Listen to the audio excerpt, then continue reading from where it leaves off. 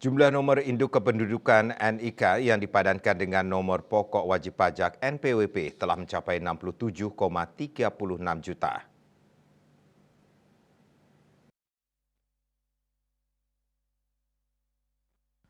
Direktur Jenderal Pajak Suryo Utomo saat konferensi pers APBN Kita edisi Maret 2024 di Jakarta, dikutip dari kantor berita Antara mengungkapkan, total 67,36 juta wajib pajak NIK-nya sudah dipadankan dengan NPWP dari total 73,48 juta wajib pajak orang pribadi dalam negeri.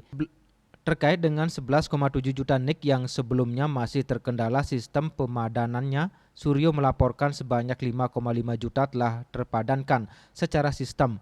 Dengan begitu, sisa NIK yang belum dipadankan dengan NPWP sebanyak 6,11 juta. Suryo mengatakan akan terus berkoordinasi dengan Dukcapil untuk menyegerakan proses pemadanan NIK dengan NPWP. Dalam kesempatan sebelumnya, Suryo menghimbau kepada masyarakat melalui berbagai kegiatan sosialisasi untuk segera melakukan pemadanan NIK menjadi NPWP agar data wajib pajak tercatat sebagai indikator saat implementasi Kortex sistem nanti. Sementara pemadanan NIK dan NPWP secara mandiri dapat dilakukan wajib pajak secara daring melalui laman pajak.go.id serta terdapat pula layanan virtual untuk memberikan asistensi jika terdapat wajib pajak yang mengalami kesulitan dalam melakukan pemadanan data dan informasi.